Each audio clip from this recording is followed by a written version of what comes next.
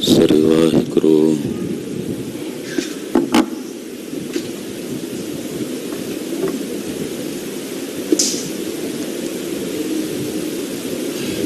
ਗੁਰੂ ਨਾਨਕ ਪਦ ਬੰਦਨ ਪਦ ਸਿਮਰੋ ਅੰਗਦ ਗੁਰ ਅਮਰਦਾਸ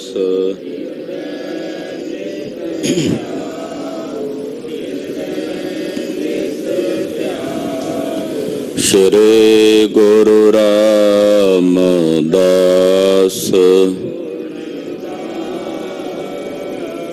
ਗੁਰੂ ਅਰਜਨ ਬਿਘਨਨ ਕੇ ਬਿਘਨਨ ਹਰ ਗੋਬਿੰਦ ਸ਼ੁਭ ਮਤ ਸ਼੍ਰੀ ਹਰਿ ਰਾਏ ਨਮੋ ਕਰ ਨਮੋ ਕਰ ਸ੍ਰੀ ਹਰਿ ਕ੍ਰਿਸ਼ਨ ਮਨਾ ਤੇਗ ਬਹਾਦਰ ਪਰਮ ਕਿਰਪਾਲਾ ਜੀ ਪਰਮ ਕਿਰਪਾਲਾ ਸ਼੍ਰੀ ਗੁਰੂ ਗੋਬਿੰਦ ਸਿੰਘ ਬੇਸਾਲਾ ਤਰੋਂ ਤਰਾ ਪਰ ਪੁੰਨ ਪੁੰਨ ਸੀਸਾ ਜੀ ਪੁੰਨ ਪੁੰਨ ਸੀਸਾ ਬੰਦੋਂ ਬਾਰ ਬਾਰ ਜਗਦੀਸਾ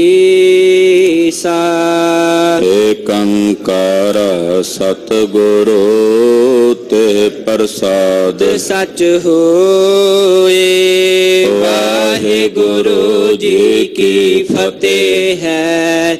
ਬਿਗਨ ਬਿਨਾਸਨ ਸੋਏ। ਵਾਹਿਗੁਰੂ ਜੀ ਕੀ ਫਤਿਹ ਹੈ। ਬਿਗਨ ਬਿਨਾਸਨ ਸੋਏ। ਸਤਨਾਮ ਸ੍ਰੀ ਵਾਹਿਗੁਰੂ ਸਾਹਿਬ ਜੀ। ਚੌਪਈ। ਬਰਖਾ ਬਰਖਤ ਬਿਤਿਓ ਚੁਮਾਸਾ। ਨਗਰ ਆਗਰੇ ਸ਼੍ਰੀ ਗੁਰਬਾਸਾ। ਸ਼ਾਹ ਬਹਾਦਰ ਭਾਖ ਪਠਾਇਓ। ਰਾਜਪੂਤਨ ਪਰ ਚਾਹਤ ਜਾਇਓ। ਵਾਹਿਗੁਰੂ ਜੀ ਕਾ ਖਾਲਸਾ ਵਾਹਿਗੁਰੂ ਜੀ ਕੀ ਫਤਿਹ। ਜੁਗੋ ਜੁਗ ਅਟਲ ਸਤਿਗੁਰੂ ਸ੍ਰੀ ਗੁਰੂ ਗ੍ਰੰਥ ਸਾਹਿਬ ਜੀ ਮਹਾਰਾਜ ਜੀ ਦੀ ਪਵਿੱਤਰ ਹਜ਼ੂਰੀ 'ਚ ਤਿਲਕ ਜੰਜੂ ਦੇ ਰਾਖੇ ਜਗਤ ਗੁਰੂ ਸ੍ਰੀ ਗੁਰੂ ਤੇਗ ਬਹਾਦਰ ਸਾਹਿਬ ਜੀ ਮਹਾਰਾਜ ਜੀ ਦੇ ਪਵਿੱਤਰ ਪਾਵਨ ਚਰਨ ਛੋਹ ਪ੍ਰਾਪਤ ਇਤਿਹਾਸਕ ਸਥਾਨ ਤੇ ਨਤਮਸਤਕ ਹੋ ਰਹੀ गुरु की साजी और नवाजी हुई गुरु का खास रूप गुरु खालसा साध संगत जियो धनता दे पात्र हो। निता प्रति गुरु चरना च जुड़ के साहिबे कमाल पंथ दे वाली चिट्टियां बाजां वाले सतगुरु श्री गुरु गोबिंद सिंह साहब जी महाराज जी दे पावन पवित्र इतिहास दी लड़ीवार कथा बहुत ही अदब सत्कार और श्रद्धा सहित आप जी सरवण कर रहे हो। कलगीधर पातशाह आगरे विखे विराजमान हैं। बादशाह बहादुर शाह नाल गलबात हुई कि साडा एक सवाल पूरा कर जो तू लिखत कीती है। तो बहादुर शाह ने जवाब दिता महाराज मैं हाले नवा नवा बादशाह बनया मेरा राज शासन हाले पूर्ण तौर ते कायम नहीं होया जे मैं किसी नवाब नूं पकड़िया ते बाकी दे नवाब सूबेदार ਉਹ ਮੇਰੇ ਖਿਲਾਫ ਬਗਾਵਤ ਕਰਨਗੇ, ਮੇਰੇ ਰਾਜ ਭਾਗ 'ਚ ਫਤੂਰ ਪਵੇਗਾ। ਮੈਨੂੰ 1 ਸਾਲ ਦਾ ਸਮਾਂ ਦੇ ਦਿਓ, 1 ਸਾਲ ਬਾਅਦ ਮੈਂ ਤੁਹਾਡਾ ਇਹ ਸਵਾਲ ਪੂਰਾ ਕਰਨ ਦਾ ਯਤਨ ਕਰਾਂਗਾ। ਕਲਗੀਧਰ ਜੀ ਨੇ ਆਖਿਆ, ਬਹਾਦਰ ਸ਼ਾਹ ਅਸੀਂ ਜਾਣਦੇ ਸੀ ਤੂੰ ਇਨਕਾਰ ਕਰੇਂਗਾ, ਇਸੇ ਕਰਕੇ ਤੇਰੇ ਕੋਲ ਲਿਖਤ ਕਰਵਾਈ ਸੀ, ਪਰ ਤੂੰ ਲਿਖਤ ਕਰਕੇ ਵੀ ਮੁੱਕਰ ਰਿਹਾ। ਅਸੀਂ ਤਾਂ ਤੈਨੂੰ ਵਡਿਆਈ ਦੇਣਾ ਚਾਹੁੰਦੇ ਸੀ, ਪਰ ਤੇਰੇ ਭਾਗਾਂ 'ਚ ਨਹੀਂ ਲਿਖੀ ਵਡਿਆਈ। ਹੁਣ ਇਹ ਸਭ ਕੁਝ ਅਸੀਂ ਆਪਣੇ ਇੱਕ ਸਿੱਖ ਕੋਲੋਂ ਕਰਾ ਲਵਾਂਗੇ। ਸਾਡਾ ਉਹ ਸਿੱਖ ਜਾਵੇਗਾ ਸਾਡਾ ਤੇਜ ਲੈ ਕੇ, ਜਿੱਥੇ ਜਿੱਥੇ ਜਰਵਾਣੇ ਨੇ, ਚਾਹੇ ਉਹ ਸਰਹੰਦ 'ਚ ਰਹਿੰਦੇ ਨੇ, ਸਮਾਣੇ 'ਚ ਰਹਿੰਦੇ ਨੇ, ਸਡੋਰੇ 'ਚ ਰਹਿੰਦੇ ਨੇ, ਮਰਿੰਡੇ ਵਿੱਚ ਰਹਿੰਦੇ ਨੇ, ਉਹਨਾਂ ਸਾਰੇ ਜਰਵਾਣਿਆਂ ਨੂੰ ਪਕੜ ਕੇ ਸਾਡਾ ਉਹ ਸਿੱਖ ਸੋਧਾ ਲਾਵੇਗਾ।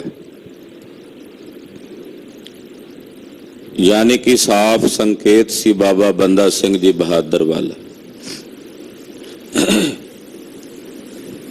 ਕਲਗੀਧਰ ਦੇ ਬਚਨ ਸੁਣ ਕੇ ਬਹਾਦਰ ਸ਼ਾਹ ਦੇ ਮਨ 'ਚ ਪਛਤਾਵਾ ਵੀ ਹੋਇਆ, ਪਰ ਕੁਝ ਬੋਲਿਆ ਨਹੀਂ। ਇਸੇ ਤਰ੍ਹਾਂ ਕੁਝ ਸਮਾਂ ਆਗਰੇ ਵਿੱਚ ਸਤਿਗੁਰਾਂ ਨੇ ਬਤੀਤ ਕੀਤਾ ਹੈ। ਚਮਾਸੇ ਦੇ ਦਿਨ, ਬਰਸਾਤਾਂ ਦੇ ਦਿਨ, ਚਮਾਸਾ ਬਤੀਤ ਕਰਕੇ ਆਗਰੇ ਤੋਂ ਜਿਵੇਂ ਸਤਿਗੁਰੂ ਜੀ ਅੱਗੇ ਚੱਲਣ ਦੀ ਤਿਆਰੀ ਕਰ ਰਹੇ ਨੇ। ਸ਼੍ਰੀ ਗੁਰਪ੍ਰਤਾਪ ਸੂਰਜ ਪ੍ਰਕਾਸ਼ ਗ੍ਰੰਥ ਦਾ ਦੂਸਰਾ ਐਨ ਆਰੰਭ ਹੋ ਰਿਹਾ ਹੈ। ਗੁਰਪ੍ਰਤਾਪ ਸੂਰਜ ਪ੍ਰਕਾਸ਼ ਗ੍ਰੰਥ ਦਾ ਇਹ ਅਖੀਰਲਾ ਹਿੱਸਾ ਕਹਿ ਸਕਦੇ ਹਾਂ, ਜਿਹਦੇ ਤਕਰੀਬਨ 35 ਕੇ 36 ਅਧਿਆਏ ਹਨ। ਆਓ ਮਨ ਬਿਰਤੀਆਂ ਇਕਾਗਰ ਕਰਕੇ ਕਲਗੀਧਰ ਜੀ ਦੀ ਪਵਿੱਤਰ ਅੰਮ੍ਰਿਤਮਈ ਕਥਾ ਸਰਵਣ ਕਰੀਏ। ਇਕਾਗਰਤਾ ਬਣਾਉਣ ਵਾਸਤੇ ਸਮੂਹ ਮਾਈ ਭਾਈ ਆਖੋ ਜੀ, ਸਤਨਾਮ ਸ੍ਰੀ ਵਾਹਿਗੁਰੂ ਸਾਹਿਬ ਜੀ। ਸਤਨਾਮ ਸ੍ਰੀ ਵਾਹਿਗੁਰੂ ਸਾਹਿਬ ਜੀ। ਚੌਪਈ। ਬਰਖਾ ਬਰਖਤ ਬਿਤਿਓ ਚਮਾਸਾ। ਵਰਖਾ ਵਰਖਦਿਆਂ ਚਮਾਸੇ ਦਾ ਜਿਹੜਾ ਦਿਨ ਸੀ, ਚਮਾਸੇ ਦੇ ਜਿਹੜੇ ਮਹੀਨੇ ਨੇ ਉਹ ਬਤੀਤ ਹੋਏ। ਨਗਰ ਆਗਰੇ ਸ੍ਰੀ ਗੁਰਬਾਸਾ। ਆਗਰੇ ਨਗਰ ਵਿੱਚ ਸਤਿਗੁਰੂ ਗੁਰੂ ਕਲਗੀਧਰ ਪਾਤਸ਼ਾਹ ਜੀ ਮਹਾਰਾਜ ਜੀ ਨੇ ਵਸਿਆ, ਨਿਵਾਸ ਕੀਤਾ। ਚਮਾਸੇ ਦੇ ਮਹੀਨੇ ਮਹਾਰਾਜ ਜੀ ਨੇ ਇੱਥੇ ਬਤੀਤ ਕੀਤੇ ਹਨ। ਸ਼ਾਹ ਬਹਾਦਰ ਭਾਖ ਪਠਾਇਓ। ਜਦੋਂ ਚਮਾਸੇ ਦੇ ਦਿਨ ਬੀਤ ਗਏ, ਬਰਸਾਤਾਂ ਪੈਣੀਆਂ ਬੰਦ ਹੋ ਗਈਆਂ, ਰਸਤੇ ਸਾਫ਼ ਹੋ ਗਏ, ਤਾਂ ਬਾਦਸ਼ਾਹ ਬਹਾਦਰ ਸ਼ਾਹ ਨੇ ਮਹਾਰਾਜ ਕਲਗੀਧਰ ਜੀ ਕੋਲ ਸੁਨੇਹਾ ਭੇਜਿਆ। ਰਾਜਪੂਤਨ ਪਰ ਚਾਹਤ ਜਾਇਓ। ਕਹਿਣ ਲੱਗਾ, ਮਹਾਰਾਜ ਹੁਣ ਮੈਂ ਰਾਜਪੂਤਾਨੇ ਦੇ ਇਲਾਕੇ ਵਿੱਚ, ਰਾਜਸਥਾਨ ਵਿੱਚ ਜਿਹੜੇ ਰਾਜੇ ਨੇ, ਰਾਜਪੂਤਾਨੇ ਦੇ ਉਹਨਾਂ ਰਾਜਿਆਂ ਦੇ ਉੱਤੇ ਜਾ ਕੇ ਆਪਣਾ ਹੁਕਮ ਲਾਗੂ ਕਰਨਾ ਚਾਹੁੰਦਾ ਹਾਂ। ਆਦ ਉਦੈਪੁਰ ਜੋਰਣ ਗਾਡੇ। ਜੈਪੁਰ, ਉਦੈਪੁਰ, ਚਿਤੌੜਗੜ੍ਹ ਤੱਕ ਦੇ ਮਹਾਰਾਜ ਜਿਹੜੇ ਇਲਾਕੇ ਨੇ, ਬੜੇ ਪੱਕੇ ਮਜ਼ਬੂਤ ਕਿਲੇ ਨੇ ਉੱਥੇ, ਮੈਂ ਉਹਨਾਂ ਸਾਰਿਆਂ ਨੂੰ ਆਪਣੇ ਅਧੀਨ ਕਰਨਾ ਚਾਹੁੰਦਾ ਹਾਂ, ਉਹਨਾਂ ਤੇ ਆਪਣਾ ਹੁਕਮ ਲਾਗੂ ਕਰਨਾ ਚਾਹੁੰਦਾ ਹਾਂ। ਮਿਲ ਹੈ ਆਨ ਜਿਮ ਤਿਨ ਡਰ ਬਾਡੇ। ਉਹ ਮੇਰੇ ਤੋਂ ਡਰ ਕੇ, ਭੈ ਭੀਤ ਹੋ ਕੇ ਮੈਨੂੰ ਆ ਕੇ ਮਿਲਣ, ਮੇਰੇ ਨਾਲ ਲੜਨ ਦੀ ਬਜਾਏ ਮੇਰੀ ਅਧੀਨਗੀ ਪ੍ਰਵਾਨ ਕਰਨ। ਇਹੋ ਜੇ ਬਲ ਨਾਲ, ਦਲ ਨਾਲ ਮੈਂ ਜਾਣਾ ਚਾਹੁੰਦਾ ਹਾਂ। ਆਪ ਕਿਰਪਾ ਕਰ ਸੰਗ ਚਲੀ ਜੈ। ਮਹਾਰਾਜ ਮੈਂ ਉਸ ਰਾਜਪੂਤਾਨੇ ਦੇ ਇਲਾਕੇ 'ਚ ਜਾ ਰਿਹਾ, ਤੁਹਾਡੇ ਚਰਨਾਂ 'ਚ ਮੇਰੀ ਬੇਨਤੀ ਹੈ ਕਿ ਤੁਸੀਂ ਵੀ ਮੇਰੇ ਨਾਲ ਚੱਲੋ, ਕਿਉਂਕਿ ਆਗਰੇ ਵਿੱਚ ਆਪ ਜੀ ਨੇ ਨਿਵਾਸ ਰੱਖਿਆ। ਚਮਾਸੇ ਦੇ ਦਿਨ ਬੀਤ ਗਏ ਨੇ ਤੇ ਮੈਂ ਜਾ ਰਿਹਾ ਰਾਜਪੂਤਾਨੇ ਦੇ ਇਲਾਕੇ ਵਿੱਚ, ਤੁਸੀਂ ਵੀ ਕਿਰਪਾ ਕਰਕੇ ਮੇਰੇ ਨਾਲ ਚੱਲੋ। ਦੇਸ਼ ਵਿਦੇਸ਼ਨ ਦਰਸ਼ਨ ਕੀਜੈ। ਉਧਰ ਦੇ ਦੇਸ਼ ਵਿਦੇਸ਼ ਉਹ ਚੱਲ ਕੇ ਫਿਰ ਕੇ ਆਪ ਜੀ ਵੇਖੋ। ਸੁਨ ਸਤਿਗੁਰ ਆਇਸ ਫੁਰਮਾਈ। ਜਦੋਂ ਬਹਾਦਰ ਸ਼ਾਹ ਦਾ ਸੁਨੇਹਾ ਸਤਿਗੁਰਾਂ ਨੇ ਸੁਣਿਆ, ਸੁਣ ਕੇ ਮਹਾਰਾਜ ਕਲਗੀਧਰ ਪਾਤਸ਼ਾਹ ਜੀ ਬੋਲੇ, ਪੂਜ ਨਰਾਤੇ ਦੁਰਗਾ ਮਾਈ। ਮਹਾਰਾਜ ਜੀ ਕਹਿੰਦੇ ਨਰਾਤਰਿਆਂ ਦੇ ਦਿਨ ਆ ਰਹੇ ਨੇ ਤੇ ਨਰਾਤਰਿਆਂ ਦੇ ਦਿਨਾਂ ਵਿੱਚ ਖਾਲਸਾ ਸ਼ਸਤਰਾਂ ਦੀ ਪੂਜਾ ਕਰਦਾ ਹੈ। ਜਿਹੜੇ ਖਜ਼ਾਨੇ ਵਿੱਚ ਸ਼ਸਤਰ ਨੇ ਉਹਨਾਂ ਸ਼ਸਤਰਾਂ ਦੀ ਸੇਵਾ ਹੁੰਦੀ ਹੈ। ਦੁਸਹਿਰੇ ਮਹਾਤਮ ਦੇ ਜਾਪ ਹੁੰਦੇ ਨੇ, ਯਾਨੀ ਕਿ ਕਲਗੀਧਰ ਜੀ ਦੀ ਜਿਹੜੀ ਬਾਣੀ ਹੈ ਚੰਡੀ ਚਰਿੱਤਰ ਦਾ ਜਾਪ ਹੁੰਦਾ। ਚੰਡੀ ਚਰਿੱਤਰ ਪਹਿਲਾ ਪੜ੍ਹਦੇ ਆ ਸਿੰਘ, ਚੰਡੀ ਚਰਿੱਤਰ ਦੂਜਾ ਵੀ ਪੜ੍ਹਦੇ ਆ, ਚੰਡੀ ਦੀ ਵਾਰ ਦਾ ਪਾਠ ਵੀ ਕਰਦੇ ਆ, ਨਾਲ ਨਾਲ ਸ਼ਸਤਰਾਂ ਦੀ ਸੇਵਾ ਕਰਦੇ ਹਨ। ਕਰਹਿ ਦਸਹਿਰਾ ਰੀਤ ਪਲੇਰੀ। ਅਸੀਂ ਦੁਸਹਿਰੇ ਦਾ ਦਿਨ ਮਨਾਵਾਂਗੇ, ਯਾਨੀ ਕਿ ਖਾਲਸਾ ਸ਼ਸਤਰ ਪੂਜਣ ਦਿਵਸ ਮਨਾਵਾਂਗੇ। ਦੁਸਹਿਰੇ ਨੂੰ ਖਾਲਸੇ ਦੀਵਾਨ ਦੇ ਨਾਂ ਨਾਲ ਮਨਾਇਆ ਜਾਂਦਾ। ਖਾਲਸੇ ਦੇ ਵਿੱਚ ਇਹ ਪਰੰਪਰਾ ਹੈ। ਆਮ ਕਰਕੇ ਭਾਰਤ ਖੰਡ ਦੇ ਵਿੱਚ ਇਸ ਦਿਨ ਨੂੰ ਨੇਕੀ ਦੀ ਬਦੀ ਉੱਤੇ ਜਿੱਤ ਦੇ ਰੂਪ ਦੇ ਵਿੱਚ ਮਨਾਇਆ ਜਾਂਦਾ ਹੈ। ਰਾਵਣ ਦਾ ਦਹਨ ਕੀਤਾ ਜਾਂਦਾ ਹੈ, ਪਰ ਨੇਕੀ ਦੇ ਨਾਲ ਬਦੀ ਨੂੰ ਸ਼ਸਤਰਾਂ ਨਾਲ ਜਿੱਤ ਕੇ, ਨੇਕੀ ਜਿਹੜੀ ਹੈ ਉਹ ਬਦੀ ਨੂੰ ਸ਼ਸਤਰਾਂ ਨਾਲ ਵੀ ਜਿੱਤਦੀ ਹੈ। ਮਹਾਰਾਜ ਜੀ ਸ਼ਸਤਰਾਂ ਦੀ ਪੂਜਾ ਵਜੋਂ ਮਨਾਉਂਦੇ ਆ। ਖਾਲਸੇ ਨੂੰ ਇਹ ਪ੍ਰੇਰਨਾ ਕੀਤੀ ਕਿ ਦੁਸਹਿਰੇ ਵਾਲੇ ਦਿਨ ਖਾਲਸੇ ਨੇ ਸ਼ਸਤਰਾਂ ਦੀ ਪੂਜਾ ਕਰਨੀ। ਬਕਾਇਦਾ ਸਤਿਗੁਰੂ ਜੀ ਅੱਗੇ ਕਥਾ ਆਵੇਗੀ। ਪਹਿਲਾਂ ਵੀ ਪਿੱਛੇ ਕਥਾ ਆਈ ਆਨੰਦਪੁਰ ਸਾਹਿਬ, ਜਦੋਂ ਸਤਿਗੁਰੂ ਜੀ ਬਿਰਾਜਮਾਨ ਸਨ। ਦੁਸਹਿਰੇ ਵਾਲੇ ਦਿਨ ਸ਼ਸਤਰ ਬਾਹਰ ਕਢਾ ਕੇ ਮਹਾਰਾਜ ਜੀ ਉਹਨਾਂ ਦੀ ਪੂਜਾ ਕਰਾਉਂਦੇ। ਨਰਾਤਰਿਆਂ ਦੇ ਦਿਨਾਂ ਵਿੱਚ ਜਿੰਨੇ ਖਜ਼ਾਨੇ 'ਚ ਸ਼ਸਤਰ ਹੁੰਦੇ ਸੀ, ਉਹ ਸਾਰੇ ਸ਼ਸਤਰ ਕਢਾ ਕੇ ਉਹਨਾਂ ਸ਼ਸਤਰਾਂ ਨੂੰ ਮਾਂਜਣਾ, ਕਿਉਂਕਿ ਬਰਸਾਤਾਂ ਦੇ ਦਿਨਾਂ ਤੋਂ ਬਾਅਦ ਸ਼ਸਤਰਾਂ ਦੇ ਉੱਤੇ ਜੰਗਾਲ ਲੱਗ ਜਾਂਦਾ, ਸਿੱਲਾ ਮੌਸਮ ਹੁੰਦਾ, ਤੋਂ ਫਿਰ ਸ਼ਸਤਰਾਂ ਦੀ ਸੇਵਾ ਹੁੰਦੀ। ਭਾਈ ਰਾਮ ਸਿੰਘ ਜੀ ਹੋਣੀ ਸ਼ਿਗਲੀਗਰ ਮਹਾਰਾਜ ਜੀ ਦੇ ਪਾਸ ਆ ਕੇ ਸ਼ਸਤਰਾਂ ਦੀ ਸੇਵਾ ਕਰਦੇ ਸੀ। ਉਹ ਗੱਦੀ ਕਰ ਰਹੇ ਤਲਵਾਰ ਨੂੰ ਤੇ ਪੈਰ ਦੇ ਅੰਗੂਠੇ ਵਿੱਚ ਮੁੱਠਾ ਅੜਾ ਕੇ ਗੱਦੀ ਕਰ ਰਹੇ। ਮਹਾਰਾਜ ਜੀ ਕਹਿੰਦੇ ਉਹ ਸ਼ਸਤਰ ਦੀ ਬੇਅਦਬੀ ਕਰਦਾ, ਪੈਰ ਲਾਉਣਾ। ਉਹਨਾਂ ਨੇ ਕੀ ਕੀਤਾ, ਜਿੰਨੇ ਸ਼ਸਤਰ ਸੀ ਚੁੱਕ ਕੇ ਪੰਡਾ ਬੰਨ ਕੇ ਸਿਰ ਤੇ ਰੱਖ ਲਏ। ਮਹਾਰਾਜ ਸ਼ਾਮ ਨੂੰ ਵਾਪਸ ਆਏ, ਕਹਿੰਦੇ ਭਾਈ ਸੇਵਾ ਨਹੀਂ ਕਰਦੇ। ਕਹਿੰਦੇ ਮਹਾਰਾਜ ਅਦਬ ਤਾਂ ਇਸੇ ਤਰ੍ਹਾਂ ਹੀ ਹੋਣਾ, ਜੇ ਸਿਰ ਤੇ ਰੱਖ ਕੇ ਸੇਵਾ ਕਰਨ ਵਾਸਤੇ ਤਾਂ ਪੈਰ ਚੜਾ ਕੇ ਗੱਦੀ ਕਰਨੀ ਪੈਣੀ ਹੈ ਸਾਨੂੰ, ਉਹਦਾ ਗੱਦੀ ਨਹੀਂ ਹੁੰਦੀਆਂ ਤਲਵਾਰਾਂ। ਮਹਾਰਾਜ ਜੀ ਹੱਸ ਕੇ ਕਹਿੰਦੇ ਚਲੋ ਤੁਹਾਨੂੰ ਮਾਫ।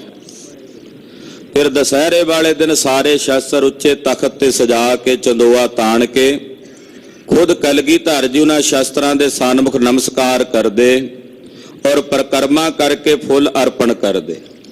ਔਰ ਰਸਨਾ ਤੋਂ ਕਹਿੰਦੇ ਜਿਤੇ ਸ਼ਸਤਰ ਨਾਮੰ ਨਮਸਕਾਰ ਤਾਮੰ, ਜਿਤੇ ਅਸਤਰ ਭੇਯੰ ਨਮਸਕਾਰ ਤੇਯੰ। ਸਾਰੇ ਸ਼ਸਤਰਾਂ ਨੂੰ ਸਾਡੀ ਨਮਸਕਾਰ ਹੈ। ਤੀਰ ਤੁਹੀਂ ਸੈਥੀ ਤੁਹੀਂ ਤੁਹੀਂ ਤਵਰ ਤਲਵਾਰ, ਨਾਮ ਤਿਹਾਰੋ ਜੋ ਜਪੈ ਭਏ ਸਿੰਧ ਭਵ ਪਾਰ। ਏਦਾਂ ਸ਼ਸਤਰਾਂ ਦੀ ਪੂਜਾ ਦਾ ਦਿਨ ਖਾਲਸਾ ਜਿਹੜਾ ਦੁਸਹਿਰੇ ਵਾਲੇ ਦਿਨ ਸ਼ਸਤਰਾਂ ਦੀ ਪੂਜਾ ਕਰਦਾ ਹੈ।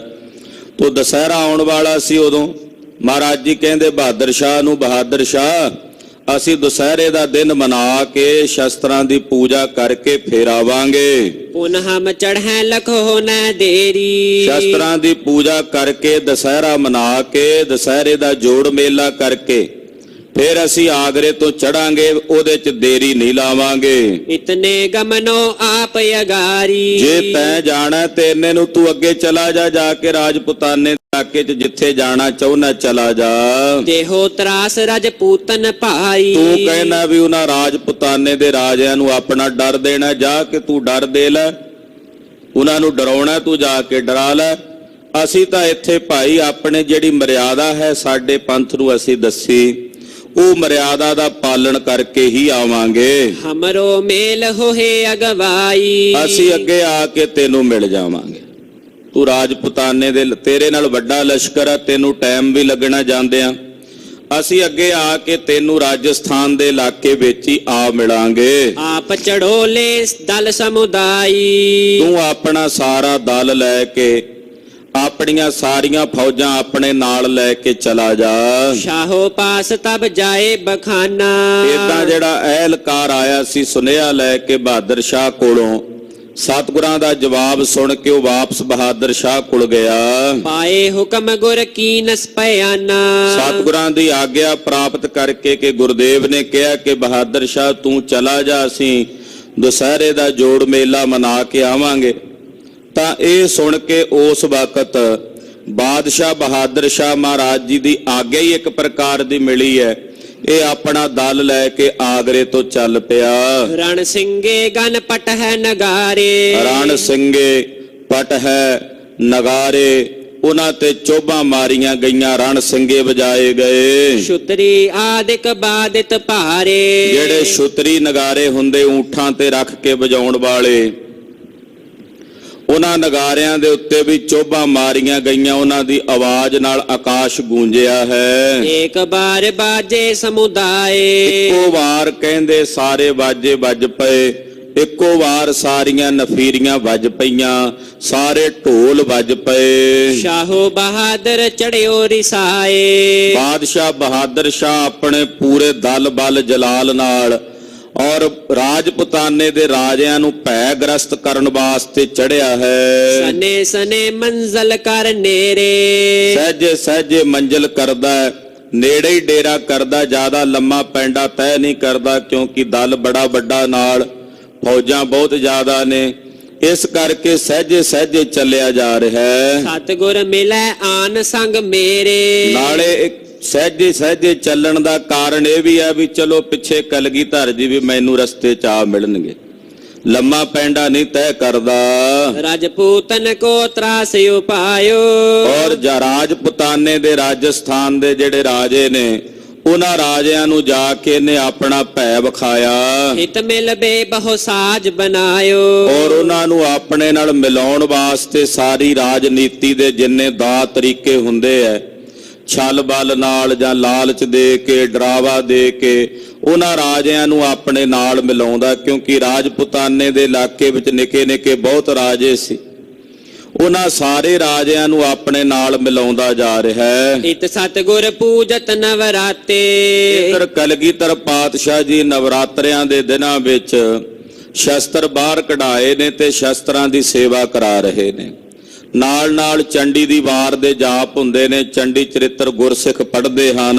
ਚੰਦਨ ਧੂਪ ਫੂਲ ਬਹੁ ਭਾਂਤੇ, ਔਰ ਸ਼ਸਤਰਾਂ ਦੀ ਪੂਜਾ ਕਰਨ ਵਾਸਤੇ ਚੰਦਨ ਦਾ ਚਰਚਣ, ਕਈ ਤਰ੍ਹਾਂ ਦੇ ਸੋਹਣੇ ਬਾਗ ਬਗੀਚਿਆਂ ਚੋਂ ਫੁੱਲ ਤੋੜ ਕੇ ਲਿਆਉਂਦੇ, ਉਹਨਾਂ ਫੁੱਲਾਂ ਦੇ ਨਾਲ ਸ਼ਸਤਰਾਂ ਦੀ ਪੂਜਾ ਕਰਦੇ ਨੇ। ਦੁਰਗਾ ਪਾਠ ਅਨੇਕ ਕਰਨ ਤੇ, ਦੁਰਗਾ ਪਾਠ ਦਾ ਮਤਲਬ ਹੈ ਚੰਡੀ ਦੀ ਵਾਰ ਦਾ ਪਾਠ, ਚੰਡੀ ਚਰਿੱਤਰ ਦਾ ਪਾਠ ਬਹੁਤ ਸਾਰੇ ਗੁਰਸਿੱਖ ਕਰਦੇ ਨੇ। ਕਲਗੀਧਰ ਜੀ ਨੇ ਚੰਡੀ ਚਰਿੱਤਰ ਦੀ ਬਾਣੀ ਦੇ ਜਾਪ ਦਾ ਮਹਾਤਮ ਦੱਸਿਆ ਹੈ। ਪੜੇ ਜਾਹੇ ਵਿਦਿਆਰਥੀ ਵਿਦਿਆ ਹੇਤੰ, ਲਹਿ ਸਰਬ ਸ਼ਾਸਤਰਨ ਕੋ ਮਦ ਚੇਤੰ। ਜਿਹੜਾ ਕੋਈ ਵਿਦਿਆਰਥੀ ਵਿਦਿਆ ਦੀ ਕਾਂਖਾ ਰੱਖ ਕੇ ਚੰਡੀ ਚਰਿੱਤਰ ਦਾ ਪਾਠ ਕਰਦਾ ਹੈ, ਉਹਨੂੰ ਵਿਦਿਆ ਦੀ ਦਾਤ ਪ੍ਰਾਪਤ ਹੁੰਦੀ ਹੈ। ਜੇ ਕੋਈ ਸ਼ੂਮ ਯਾਨੀ ਕਿ ਕਾਇਰ ਕਾਮਦਿਲ ਬੰਦਾ, ਜਿਹਦੇ ਹਿਰਦੇ ਦੇ ਵਿੱਚ ਕਮਜ਼ੋਰੀ ਹੈ, ਕਾਮਦਿਲ ਹੈ, ਉਹ ਇਸ ਪਾਵਨ ਬਾਣੀ ਨੂੰ ਪੜ੍ਹਦਾ ਤੇ ਉਹ ਸੂਰਮਾ ਬਣ ਜਾਂਦਾ ਹੈ, ਉਹ ਯੋਧਾ ਬਣ ਜਾਂਦਾ ਹੈ। ਏਦਾਂ ਚੰਡੀ ਦੀ ਵਾਰ ਦਾ ਪਾਠ ਗੁਰਸਿੱਖ ਕਰਦੇ ਆ। ਖੰਡਾ ਪ੍ਰਿਥਮੈ ਸਾਜ ਕੈ ਜਿਨ ਸਭ ਸਹਿ ਸਾਰ ਉਪਾਇਆ, ਇੱਕ ਦਿਹਾੜੇ ਨਾਵਣੇ ਆਈ ਦੁਰਗ ਸਾਹ, ਇੰਦਰ ਬਿਰਥਾ ਛੁਡਾਈ ਆਪਣੇ ਹਾਲ ਦੀ, ਛੀਨ ਲਈ ਠਕਰਾਈ ਸਾਤੇ ਦਾਨਵੀ।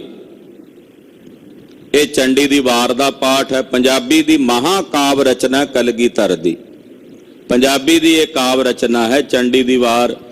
ਤੋਂ ਗੁਰਸਿੱਖ ਇਹਨਾਂ ਆਮ ਕਰਕੇ ਲੋਕ ਚੰਡੀ ਪੂਜਦੇ ਆ, ਨਵਰਾਤਰਿਆਂ ਦੇ ਦਿਨਾਂ ਵਿੱਚ ਦੇਵੀਆਂ ਦੀ ਪੂਜਾ ਕਰਦੇ ਆ, ਖਾਲਸਾ ਸ਼ਸਤਰਾਂ ਦੀ ਪੂਜਾ ਕਰਦਾ ਹੈ ਔਰ ਇਸ ਪਾਵਨ ਬਾਣੀ ਨੂੰ ਆਪਣੇ ਜੀਵਨ ਦੇ ਵਿੱਚ ਬੀਰਸੀ ਬਿਰਤੀ ਦੇ ਨਾਲ ਪੜ੍ਹਦਾ ਹੈ।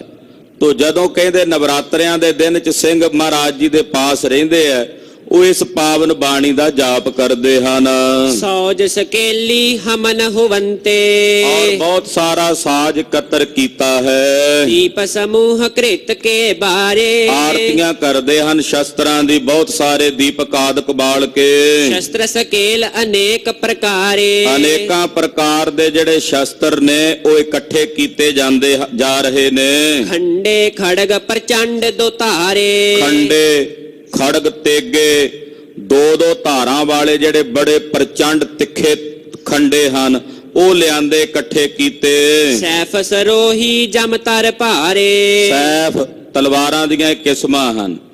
ਇਸੇ ਤਰ੍ਹਾਂ ਕਟਾਰਾਂ ਤੇ ਜਮਧਰ ਮਤਲਬ ਹੁੰਦਾ ਕਟਾਰਾਂ ਜਿਹੜੀਆਂ ਬੜੀਆਂ ਮਜ਼ਬੂਤ ਫੌਲਾਦ ਦੀਆਂ ਬਣੀਆਂ ਹੋਈਆਂ, ਉਹ ਇਕੱਠੀਆਂ ਕੀਤੀਆਂ ਖਾਲਸੇ ਦੇ ਗੁਰੂ ਪਾਤਸ਼ਾਹ ਦੇ ਖਜ਼ਾਨੇ 'ਚ ਬਹੁਤ ਸ਼ਸਤਰ ਨੇ। ਜਿਹੜੇ ਸਿੰਘਾਂ ਦੇ ਗਾਤਰਿਆਂ ਵਿੱਚ ਸ਼ਸਤਰ ਨੇ ਉਹ ਵੀ ਇਕੱਤਰ ਕਰਕੇ ਉਹਨਾਂ ਦੀ ਪੂਜਾ ਕਰਦੇ ਆ। ਉਹਨਾਂ ਵਿੱਚ ਖੰਡੇ ਨੇ, ਤੇਗੇ ਨੇ, ਸੈਫਾਂ ਨੇ, ਸਰੋਈਆਂ ਨੇ, ਇਸੇ ਤਰ੍ਹਾਂ ਗੋਲੀਏ ਨੇ, ਬਹੁਤ ਸਾਰੇ ਜਿਹੜੇ ਸ਼ਸਤਰ ਨੇ, ਕਿਰਚਾਂ ਵਗੈਰਾ ਉਹ ਇਕੱਠੀਆਂ ਕੀਤੀਆਂ ਹਨ। ਤੋਮਰ ਭਾਲੇ ਸਾਂਗ ਸੋਟਾਲੇ, ਵੱਡੇ ਜਿਹੜੇ ਬਰਛੇ ਨੇ, ਬਰਛੀਆਂ ਨੇ, ਤੇ ਇਸੇ ਤਰ੍ਹਾਂ ਢਾਲਾਂ ਹਨ। ਧੋਪ ਸੀਖ ਚੇ ਚੱਕਰ ਕਰਾਲੇ, ਕਹਿੰਦੇ ਧੋਪ ਇਹ ਵੀ ਸੀਖ 'ਚ ਜਿਹੜੀਆਂ ਸਿੱਧੀਆਂ ਤਲਵਾਰਾਂ ਹੁੰਦੀਆਂ ਸੀਖ ਵਾਂਗੂ, ਉਹ ਧੋਪ ਸੀਖ 'ਚ ਜਿਹੜੇ ਨੇ ਫਿਰ ਬੜੇ ਤਿੱਖੇ ਤਿੱਖੇ ਚੱਕਰ। ਖਾਲਸਾ ਜੀ ਇਹ ਚੱਕਰ ਵੀ ਸ਼ਸਤਰ ਨੇ ਜਿਹੜੇ ਮਹਾਰਾਜ ਜੀ ਅੱਗੇ ਸਜੇ ਹੋਏ ਨੇ। ਇਹਨਾਂ ਦੇ ਆਲੇ ਦੁਆਲੇ ਦੀ ਜਿਹੜੀ ਕੋਰ ਹੈ ਇਹਨੂੰ ਬੜੀ ਤਿੱਖੀ ਕਰ ਦਿੱਤਾ ਜਾਂਦਾ ਹੈ। ਧਾਰ ਲਾ ਕੇ ਨਾ ਤਿੱਖੀ ਕਰਕੇ ਫਿਰ ਇਹਨਾਂ ਨੂੰ ਚਲਾਉਣ ਦੀ ਵਿਧੀ ਵੀ ਹੁੰਦੀ ਹੈ। ਬਹੁਤ ਸਾਰੇ ਸ਼ਸਤਰ ਵਿਦਿਆ ਦੇ ਅਭਿਆਸ ਕਰਨ ਵਾਲੇ ਸਿੰਘ ਇਸ ਵਿਦਿਆ ਨੂੰ ਜਾਣਦੇ ਹਨ। ਔਰ ਇਹ ਵੀ ਇੱਕ ਪ੍ਰਕਾਰ, ਇਹ ਜਦੋਂ ਚਲਾਣਾ ਆ ਜੇ ਹਾਥੀ ਨੂੰ ਵੀ ਚੀਰ ਕੇ ਪਾਰ ਨਿਕਲ ਜਾਂਦਾ ਇਹ ਚੱਕਰ। ਇਹ ਅਸਤਰ ਦੇ ਰੂਪ ਵਿੱਚ ਇਹਨੂੰ ਵਰਤਿਆ ਜਾਂਦਾ ਅਸਤਰ, ਕਿਉਂਕਿ ਵਗਾ ਕੇ ਮਾਰਿਆ ਜਾਂਦਾ। ਜਿਹੜਾ ਵਗਾ ਕੇ ਮਾਰਿਆ ਜਾਵੇ ਉਹਨੂੰ ਅਸਤਰ ਕਹਿੰਦੇ ਹਨ। ਤੋ ਇਹ ਅਸਤਰ ਦੇ ਰੂਪ ਵਿੱਚ ਆਉਂਦਾ ਹੈ। ਬਹੁਤ ਸਾਰੇ ਕਰਾਲ ਕਹੀਏ ਜਿਹੜੇ ਭਿਆਨਕ ਚੱਕਰ ਨੇ, ਉਹ ਵੀ ਕਹਿੰਦੇ ਮਹਾਰਾਜ ਜੀ ਦੇ ਖਜ਼ਾਨੇ ਵਿੱਚੋਂ ਕੱਢ ਕੇ ਬਾਹਰ ਸੋਹਣੇ ਤਖਤੇ ਤੇ ਸਜਾ ਕਰਕੇ ਪੂਜਾ ਹੋ ਰਹੀ ਹੈ। ਬਿਛੂਏ ਖੰਜਰ ਖਪਰੇ ਬਾਣ, ਜਿਹੜੇ ਕਮਰ ਕੱਸੇ ਦੇ ਸ਼ਸਤਰ ਹੁੰਦੇ ਆ ਨਾ ਛੋਟੇ, ਜਿਵੇਂ ਬਿਛੂਏ, ਖੰਜਰ, ਕਟਾਰਾਂ, ਜਮਦਾੜ, ਇਹ ਜਿਹੜੇ ਛੋਟੇ ਸ਼ਸਤਰ ਨੇ ਜਿਹੜੇ ਕਮਰ ਕੱਸੇ ਵਿੱਚ ਕੰਮ ਆਉਂਦੇ, ਉਹਨਾਂ ਨੂੰ ਪੇਸ਼ ਕਬਜ਼ ਵੀ ਕਹਿ ਦਿੰਦੇ ਆ। ਪੇਸ਼ ਕਬਜ਼ ਦੀ ਵੱਖਰੀ ਕਿਸਮ ਹੁੰਦੀ ਹੈ। ਬਿਛੂਏ ਦਾ ਆਕਾਰ ਵੱਖਰਾ ਹੁੰਦਾ ਹੈ, ਖੰਜਰ ਦਾ ਵੱਖਰਾ ਹੁੰਦਾ ਹੈ, ਬਾਗ ਨਖਾ ਹੁੰਦਾ ਉਹਦਾ ਆਕਾਰ ਵੱਖਰਾ ਹੁੰਦਾ ਹੈ। ਇਸੇ ਤਰ੍ਹਾਂ ਫਿਰ ਇਹਨਾਂ ਦੀਆਂ ਅੱਗੋਂ ਵੱਖੋ ਵੱਖਰੀਆਂ ਕਿਸਮਾਂ ਵੀ, ਅਰਬ ਦੇਸ਼ ਦਾ ਬਣਿਆ ਅਰਬੀ ਖੰਜਰ ਉਹ ਵੱਖਰਾ ਹੁੰਦਾ ਹੈ। ਫਿਰ ਖੋਖਰੀਆਂ ਹੁੰਦੀਆਂ ਨੇ।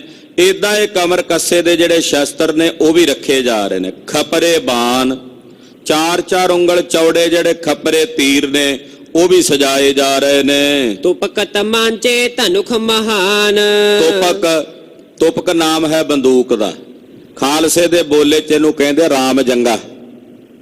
ਬੰਦੂਕ ਨੂੰ ਖਾਲਸੀ ਬੋਲੇ ਵਿੱਚ ਰਾਮ ਜੰਗਾ ਕਹਿੰਦੇ ਆ।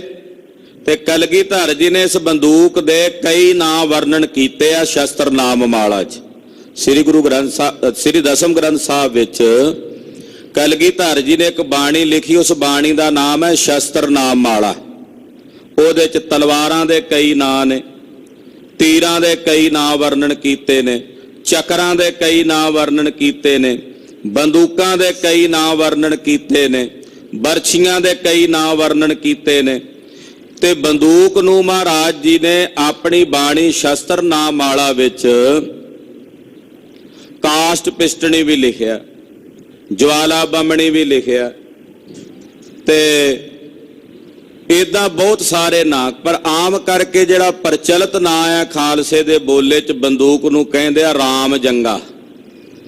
ਰਾਮ ਜੰਗਾ ਦਾ ਮਤਲਬ ਹੁੰਦਾ ਵੀ ਆਰਾਮ ਨਾਲ ਸਵਾ ਦਿੰਦਾ, ਜਿਹਨੂੰ ਵੱਜਦੀ ਹੈ ਗੋਲੀ ਬੈਨ ਬੇਫਿਕਰ ਹੋ ਕੇ ਸੌ ਜਾਂਦਾ ਲੱਤਾਂ ਪਸਾਰ ਕੇ।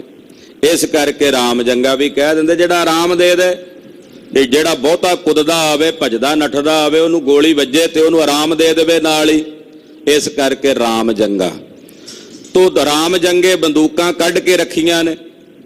ਤਮਾਂਚੇ ਹੁੰਦੇ ਨੇ ਛੋਟੇ, ਪਿਸਟਲ ਵਗੈਰਾ ਜਿਹੜੇ ਹੁੰਦੇ, ਰਿਵਾਲਵਰ ਪਿਸਟਲ, ਉਹ ਕਹਿੰਦੇ ਕਈ ਤਰ੍ਹਾਂ ਦੇ ਕੱਢ ਕੇ ਰੱਖੇ ਨੇ। ਧਨਖ ਮਹਾਨ, ਬੜੇ ਬੜੇ ਵੱਡੇ ਜਿਹੜੇ ਧਨਖ ਨੇ, ਤੀਰ ਕਮਾਨ, ਉਹ ਲੱਕੜ ਦੇ ਵੀ ਬਣੇ ਹੁੰਦੇ ਆ, ਫੱਟੀ ਦੇ। ਤੇ ਆਮ ਕਰਕੇ ਸਿੰਘਾਂ ਦਾ ਵੀ ਧਨਖ ਬਣਾਇਆ ਜਾਂਦਾ ਸੀ। ਪਸ਼ੂਆਂ ਦੇ ਜਿਹੜੇ ਸਿੰਘ ਹੁੰਦੇ ਆ, ਉਹਨਾਂ ਸਿੰਘਾਂ ਤੋਂ ਵੀ ਧਨਖ ਬਣਾਏ ਜਾਂਦੇ ਸਨ। ਤੋ ਉਹ ਬੜੇ ਬੜੇ ਕਿਸਮ ਦੇ ਜਿਹੜੇ ਧਨਖ ਨੇ ਉਹ ਵੀ ਲਿਆ ਕੇ ਰੱਖੇ ਨੇ। ਮਹਾਸਿਲੇ ਖਾਨਾ ਸਤਿਗੁਰ ਕੋ, ਮਹਾਰਾਜ ਜੀ ਦਾ ਜਿਹੜਾ ਸ਼ਸਤਰਾਂ ਦਾ ਖਜ਼ਾਨਾ ਉਹਨੂੰ ਕਹਿੰਦੇ ਨੇ ਸਿਲਾ ਖਾਨਾ।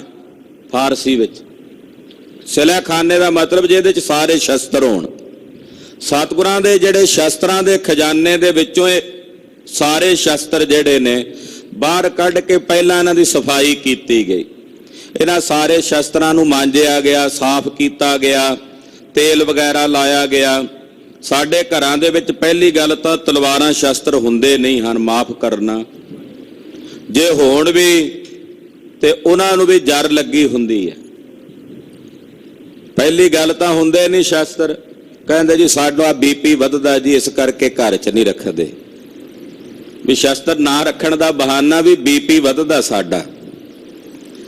ਬੀਪੀ ਵਧਣਾ ਇਹ ਬਹਾਨਾ ਵੀ ਸ਼ਸਤਰ ਇਸ ਕਰਕੇ ਨਹੀਂ ਰੱਖਦੇ, ਤਲਵਾਰਾਂ ਜਾਂ ਕੁਝ ਸ਼ਸਤਰ ਇਸ ਕਰਕੇ ਨਹੀਂ ਰੱਖਦੇ ਵੀ ਜੇ ਬੀਪੀ ਵੱਧਦਾ ਤੇ ਘਰਦਿਆਂ ਦੇ ਉੱਤੇ ਹੀ ਥੋੜੀ ਕੱਢ ਕੇ ਪੈਣੀਆਂ ਨੇ ਉਹ ਤਲਵਾਰਾਂ, ਵੀ ਪਰਿਵਾਰ ਦੇ ਜੀਆਂ ਦੇ ਉੱਤੇ ਇਹ ਬਹਾਨੇ ਹਨ।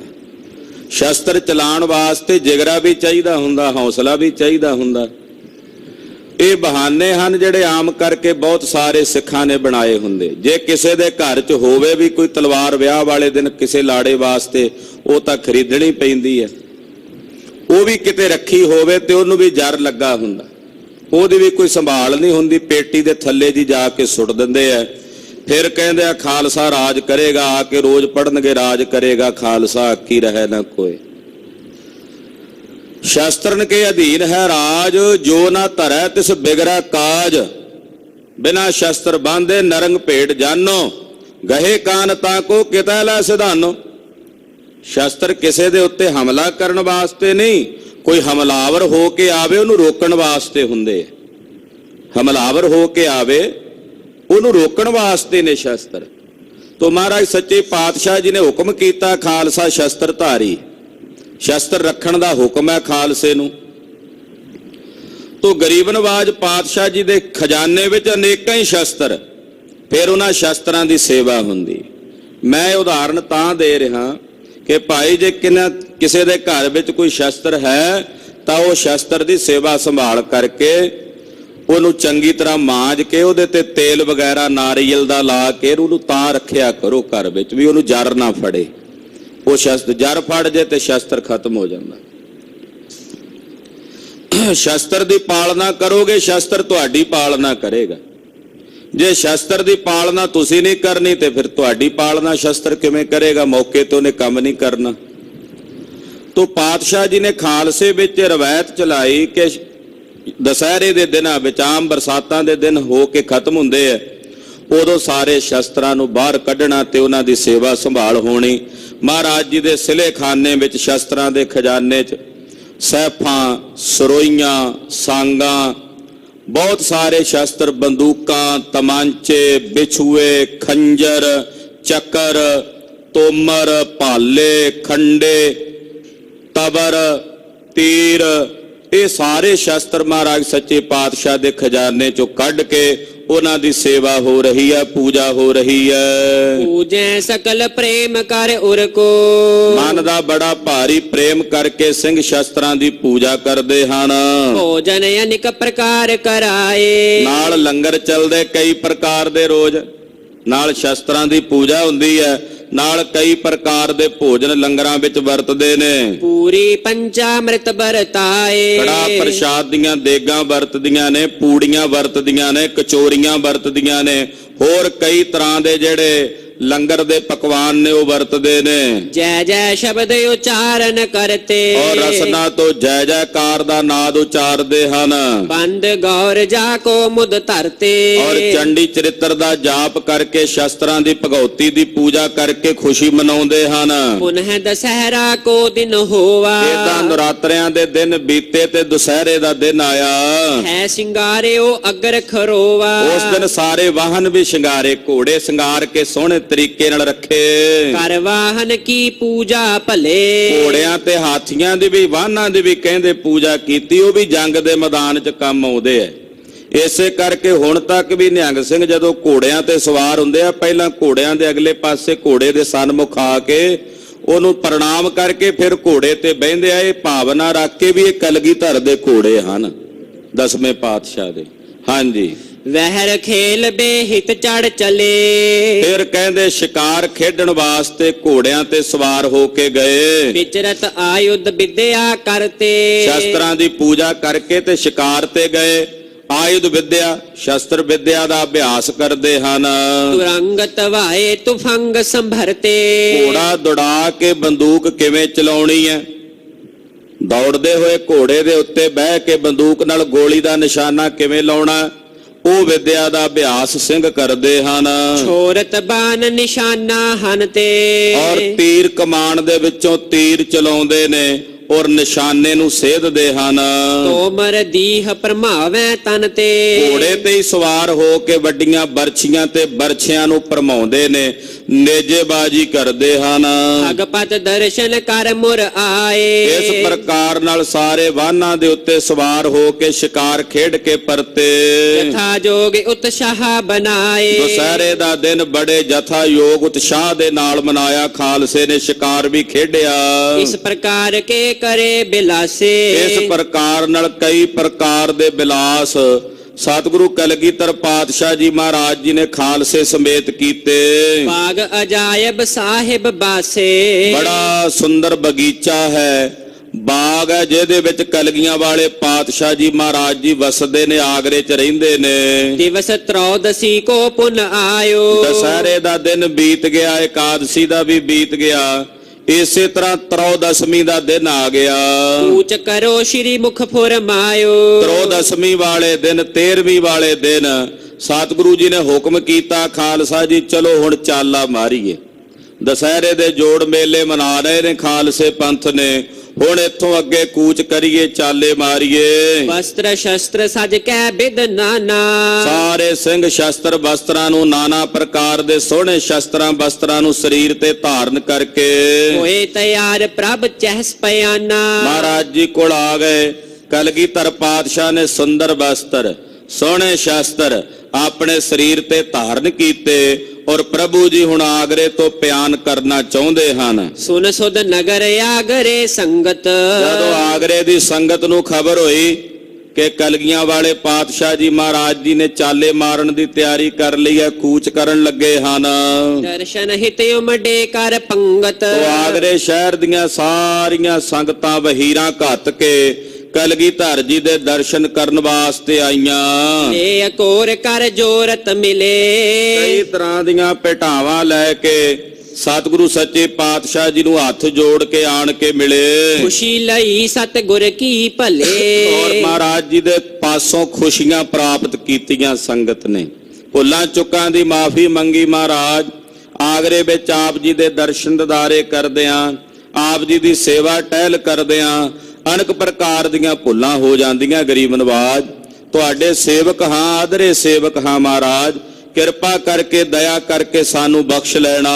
ਦਰਸ਼ਨ ਤੇ ਨਿਹਾਲ ਹਮ ਭਏ। ਮਹਾਰਾਜ ਤੁਹਾਡੇ ਦਰਸ਼ਨ ਕਰਕੇ ਅਸੀਂ ਕਿਰਤਾਰਥ ਹੋ ਗਏ ਹਾਂ, ਤੁਹਾਡੇ ਦੀਦਾਰ ਕਰਕੇ ਅਸੀਂ ਨਿਹਾਲ ਹੋ ਗਏ ਹਾਂ। ਜਨਮ ਜਨਮ ਕੇ ਪਾਪਨ ਛੇ। ਮਹਾਰਾਜ ਸਾਡੇ ਜਨਮਾਂ ਜਨਮਾਂ ਦੇ ਪਾਪ ਨਾਸ਼ ਹੋ ਗਏ ਨੇ ਤੁਹਾਡੇ ਦਰਸ਼ਨ ਕਰਕੇ, ਤੁਹਾਡੇ ਦੀਦਾਰ ਕਰਕੇ ਸਾਡੇ ਜਨਮਾਂ ਜਨਮਾਂ ਦੇ ਕੀਤੇ ਪਾਪ ਨਸ਼ਟ ਹੋ ਗਏ ਹਨ। ਪੂਰਬ ਭਾਗ ਵਿਸ਼ੇਖੈ ਦੇਖੈ। ਮਹਾਰਾਜ ਸਾਡੇ ਕੋਈ ਪੂਰਬਲੇ ਜਨਮਾਂ ਦੇ ਚੰਗੇ ਕਰਮ ਹੋਣਗੇ, ਇਸ ਜਨਮ 'ਚ ਤਾਂ ਅਸੀਂ ਕੀਤੇ ਨਹੀਂ।